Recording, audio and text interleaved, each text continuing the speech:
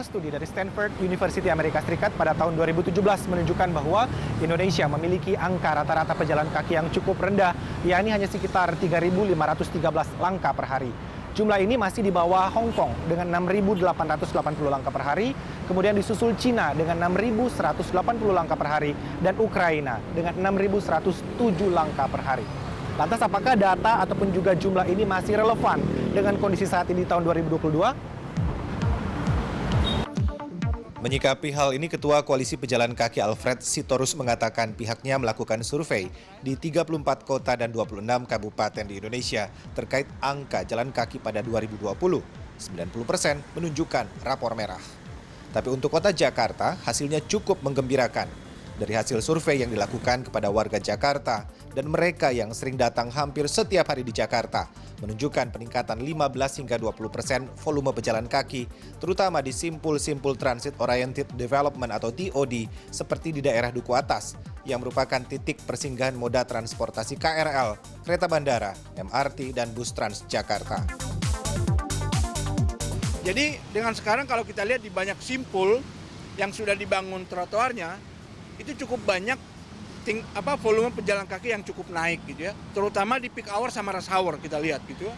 Kalau mau lihat stasiun Sudirman sore hari, itu sangat menjamur para pejalan kaki. Nah, disitulah sebenarnya ada upaya multiplier efek lain bagaimana dengan keberadaannya dunia usaha. Itu juga harus ada, tapi tidak melanggar aturan ya, seperti PKL dan yang lain-lain. Alfred menambahkan salah satu sebab meningkatnya jumlah pejalan kaki di ibu kota karena ada revitalisasi trotoar oleh Pemprov DKI sepanjang 400 km dari target 2.600 km yang telah berjalan sejak 2016 hingga kini. Di sisi lain, menurut Koalisi Pejalan Kaki, rendahnya minat warga berjalan kaki di Indonesia salah satu indikatornya karena ketiadaan pilihan. Belum adanya fasilitas untuk para pejalan kaki yang dinilai aman, nyaman, mudah diakses, dan ramah kepada para penyandang disabilitas. Jadi, mau tidak mau, fasilitas pejalan kaki itu harus digaransi ramah gitu. Karena apa? Banyak sekali rekan-rekan kita pengguna kursi roda, disabilitas, lansia, perempuan pengguna high heels, itu trotoarnya harus dibuat ramah, harus accessible gitu. Kalau mau kotanya disebut sebagai kota yang walkable city gitu ya. Jadi semua harus dibuat dengan ramah tanpa ada konflik dengan moda yang lainnya. Disitulah sebenarnya kalau kita mau menjawab hasil dari penelitiannya si Stanford University tadi. Dokter spesialis jantung dan pembuluh darah dari Rumah Sakit Universitas Indonesia, Sony Hilal Wicaksono mengatakan, jalan kaki dengan intensitas cepat bermanfaat bagi kesehatan jantung.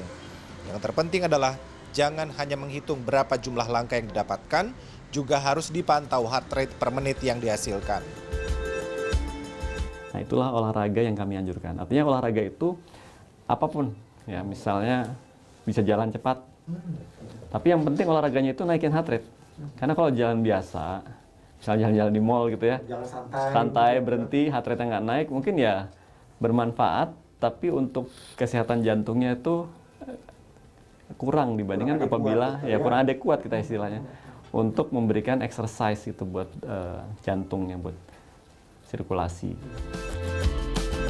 Dr. Sony menambahkan anjuran jalan kaki cepat menurut American Heart Association yang dipublikasikan pada 2019 adalah 7.500 langkah per hari. Untuk mengetahui dan memudahkan menghitung jumlah heart rate yang dihasilkan saat berjalan, dapat menggunakan bantuan gadget atau jam pintar yang memiliki aplikasi khusus. Yang terpenting, sempatkanlah melakukan olahraga setidaknya 30 menit setiap hari selama 5 hari guna membakar kalori tubuh serta membuat sistem pompa jantung untuk mengalirkan darah ke seluruh tubuh semakin baik. Arman Helmi, Dwi Agung, Jakarta.